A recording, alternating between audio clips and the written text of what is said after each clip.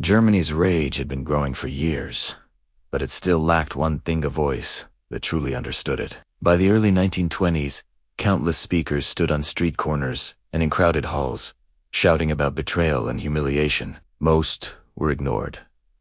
Some were laughed at. Many burned out as quickly as they appeared. But history does not change when anger is loud.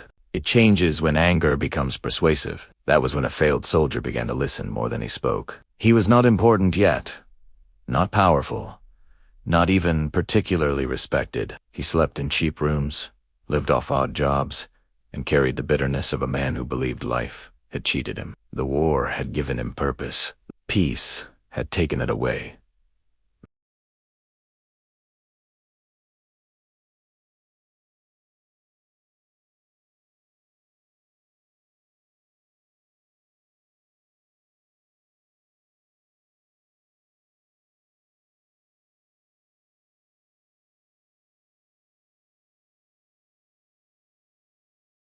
He understood something others missed. Germans did not want facts. They wanted their pain explained. This was the secret that changed everything. Germany was not looking for truth. It was looking for meaning. In beer halls thick with smoke and resentment, this man began to speak. At first, his words were clumsy. His voice cracked, but his anger was raw, and raw emotion has its own authority. He spoke of betrayal, humiliation, and stolen pride, but he spoke with conviction, not confusion. He did not ask people to think.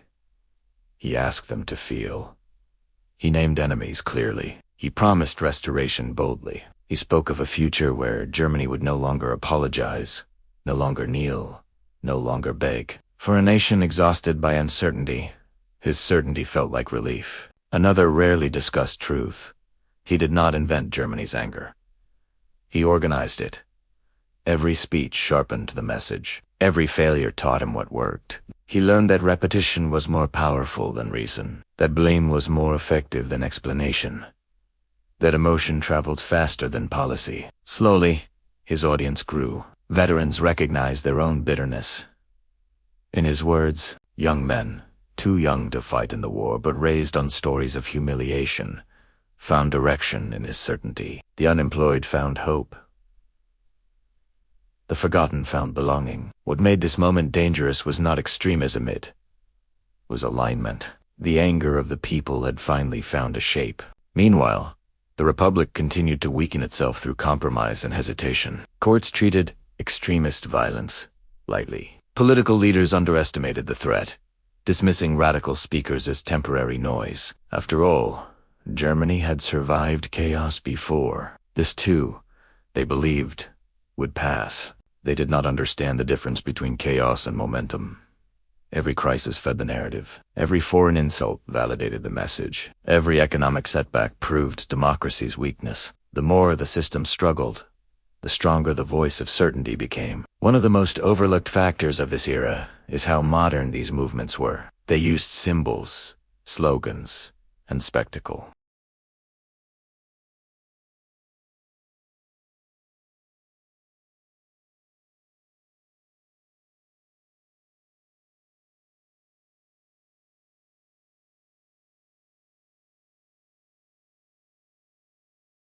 By the time authorities tried to intervene, it was already too late to dismiss the movement as fringe. Arrests turned speakers into martyrs. Trials became platforms. Prison sentences became opportunities to refine ideology.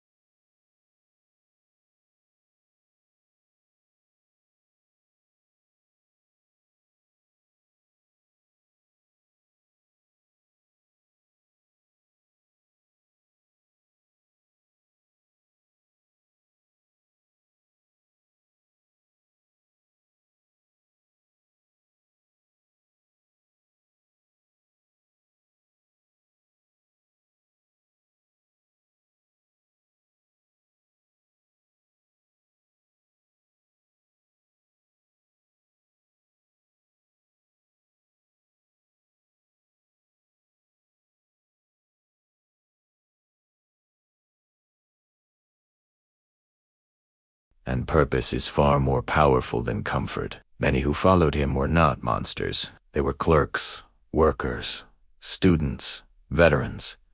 They did not see themselves as extremists. They saw themselves as survivors choosing a future over humiliation. That is how dangerous movements grow, not through madness, but through normalization. The world outside Germany barely noticed. Europe was tired.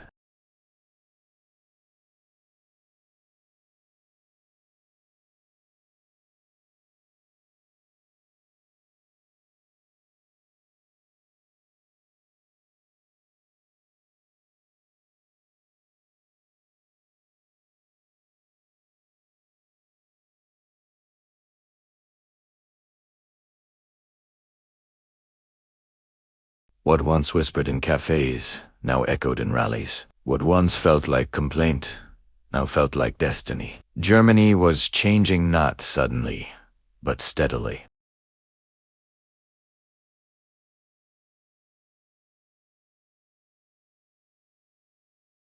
The listener had become a leader, and the world, still looking away, had no idea how close it was to hearing the consequences.